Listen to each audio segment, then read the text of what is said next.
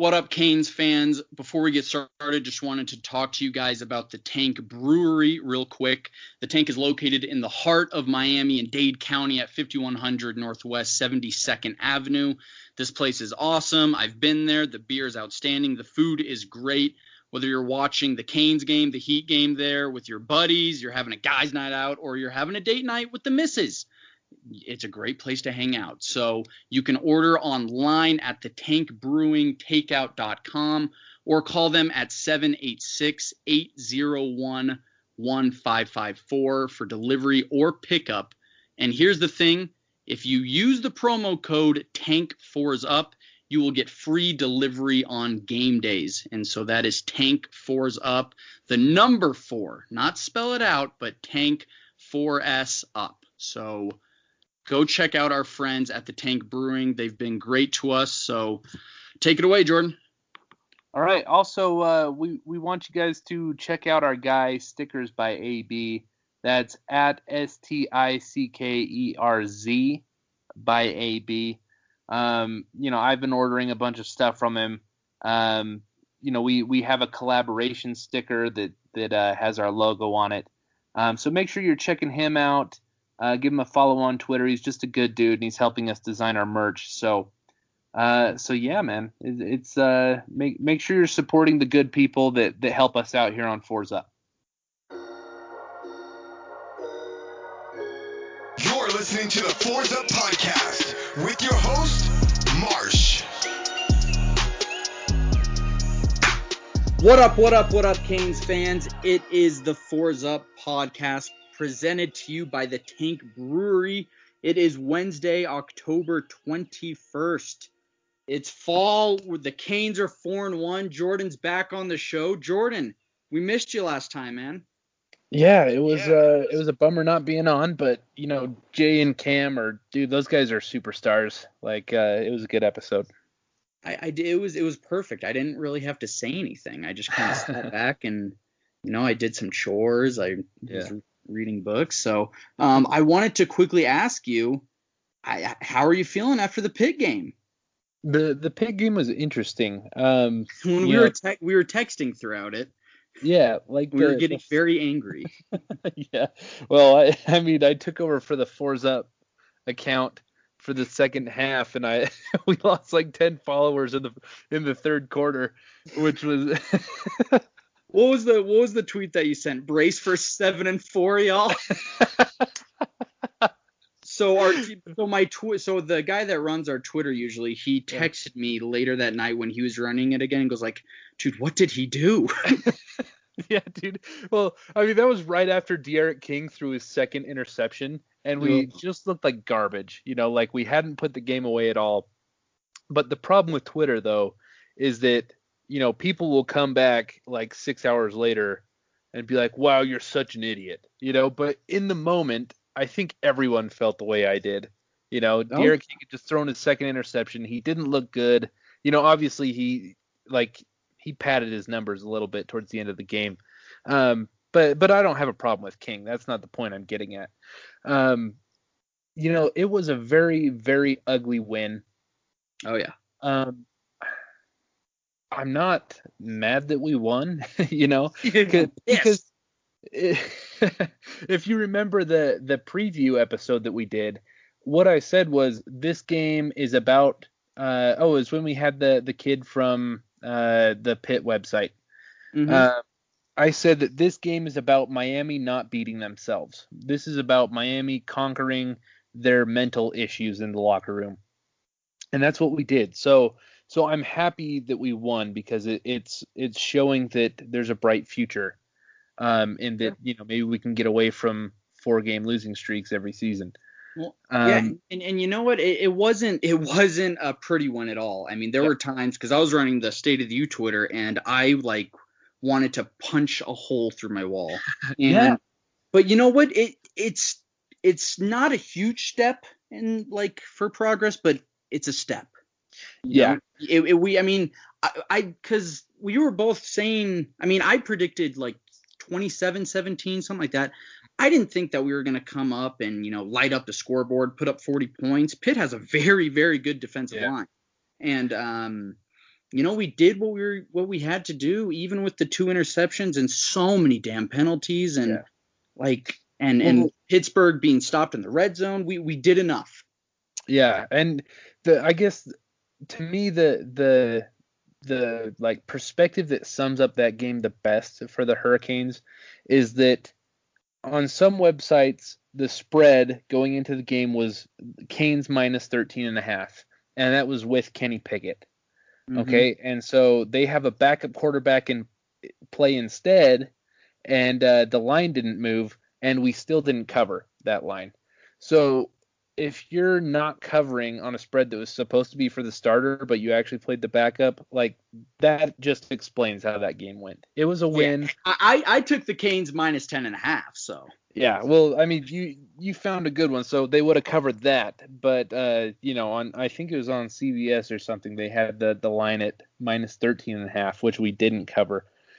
And that just kind of shows that like kicked the damn field goal at the end. Yeah, but I mean that just kind of shows like that win would have felt a lot better if Kenny Pickett was playing and not some guy off of the street or whoever it is, Yeah, and who still threw for like 280 yards. Yeah. So, yeah, man, it's whatever, I guess. But I do want to take a moment to mention what's it? Stickers by AB. Oh yeah, the promo code for Stickers by AB. Make sure you guys are checking out his website. The stickers are incredible. The code is 4s up, and that's the number 4 and then SUP, and that's for 15% off of any of the stickers that you buy from his store. So make sure you're checking that out and support Canes fam, because not only is AB a cool dude, but he makes a good product as well. Absolutely. Yeah, go support our boy AB. One more thing before we get to our guest. Dude, it's my last week in Utah.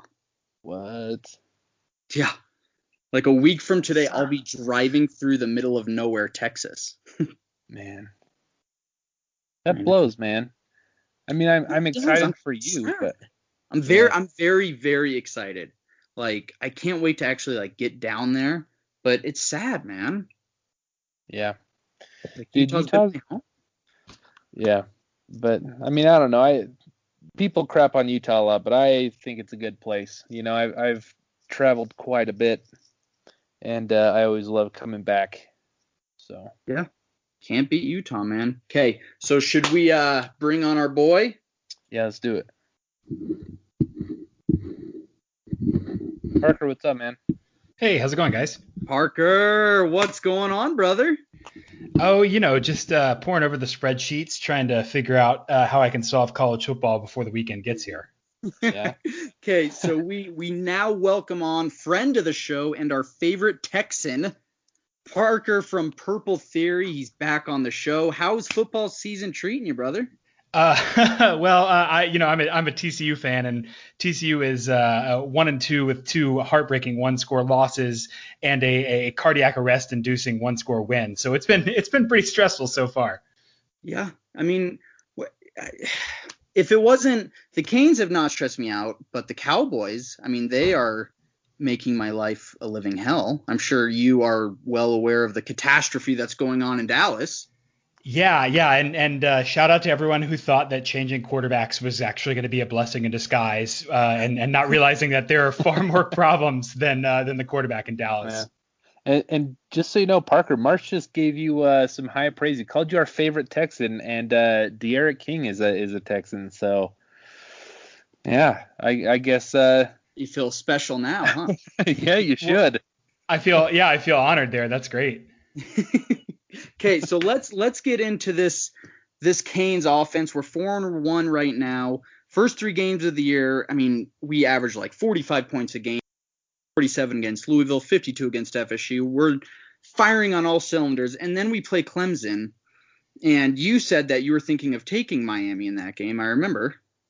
You remember that, Parker? I do. I lost some money on the Canes this year, so yeah, that was not a good game. And then against Pitt, we're still struggling a little bit, but that, maybe because Pitt and Clemson just are really good defensive teams. I wanted to ask you, you've seen the Canes this year. What are your first impressions of this new Rhett Lashlee offense at Miami? Okay, so I think that the Louisville game was kind of a lie. I think the Louisville game confused a lot of us about what Miami's offense with D'Eriq King was going to be, because Miami had some ridiculous explosive plays in that game. But if both of you remember, Miami really favored the unbalanced front. And when they were in an unbalanced formation, Louisville really had a hard time just even knowing their basic assignments. So it wasn't just that it wasn't like Miami was beating Louisville on those big plays. On a couple of those big plays, Louisville just didn't know their assignments. We're just standing around, and there was a wide open Miami guy. Going to penalize Miami for taking over it, for taking advantage of that, right? But there were some seeds of doubt there to say, oh man, I don't know if I'm putting too much stock in this offense yet, because the way they moved the ball was primarily on the back of Louisville being very bad at offense. And so I think Miami is in a very weird spot offensively, because their success rate is exactly in line with where it's been the last 3 years. So 2018. Shut up. Are you Sorry? serious? What do you mean? Are you serious about that stat? Their success rate? Yeah, I'll read them off to you. In 2018, 37.9% success rate. 2019, 38.8. 2020, 36.8 success rate. So they are actually below averages on efficiency, moving the ball from down to down. But the trade-off here is the explosiveness. So in explosiveness, 1.21 ISO points per play in 2018, and then 1.31 in 2019. But in 2020, they are at 1.41. So their efficiency overall has not changed, but their explosive ceiling has raised substantially this season. You know, I have to say that actually doesn't surprise me, because like that's what was so frustrating about the Pitt game, about the UAB game. I mean, the Clemson game was that we were not moving the ball at all. Like we were getting 2 inches or 20 yards. And you know, against Clemson, it was 2 inches almost every single play. Yeah. So that actually doesn't surprise me. I don't know, man. We had a ton of rushing yards against UAB, but most of those came in chunk plays. If you took away Cam Harris's 75-yard run, and then there was a few other big runs, like we were, you know, I think it was something like if you took away our 4 biggest runs, that we were only averaging like 3 yards a carry, which is a lot less impressive than, you know, what it looked like in the box score. So that's really interesting that you bring that up, man. And I love the idea of kind of like filtering out the outliers just to see, you know, it's kind of like touchdown to interception ratio. A lot of people talk about that, but realistically, that's like so few of a quarterback's passes that we're throwing out so much information to base on that. So cutting out the outliers is good. And also against UAB, a lot of those runs came in the second half when Miami was up, 10, 17 points. And so kind of looking at that, it's not that Miami's offense is bad. Miami's offense is demonstrably better than it has been the last 2 years. And I think Miami fans should be very, very excited at the gains they have made. Their offensive S&P plus, which is just, again, a measure of explosiveness and efficiency that's kind of predictive going forward, 66th in 2018. But then in 2019, it was 81st in FBS. And now the Hurricanes are all the way up to 37th. And so a clear improvement, even if there are still some issues. Yeah, absolutely. Okay, so Jordan and I know what some of those issues are with the offense, because I think him and I, we're both very happy with the way that the offense is playing, but I think we both would say that we're a little underwhelmed at times by this offense. What do you think? Like, what have you been underwhelmed with when you watch the Miami offense, and what do you think, maybe what you were expecting to see more of a Rhett Lashlee offense and you're not seeing? So what has been underwhelming about Miami? Okay, so I might do the compliment sandwich here if I can take the liberty to do that. So one thing that I think that Rhett Lashlee has been really, really good at doing is kind of enabling D'Eriq King to scramble. So on designed runs, D'Eriq King has 141 yards on 22 attempts. That's not great. But on scrambles, he has 196 yards on just 12 scrambles. Last year alone, the entire season last year, Miami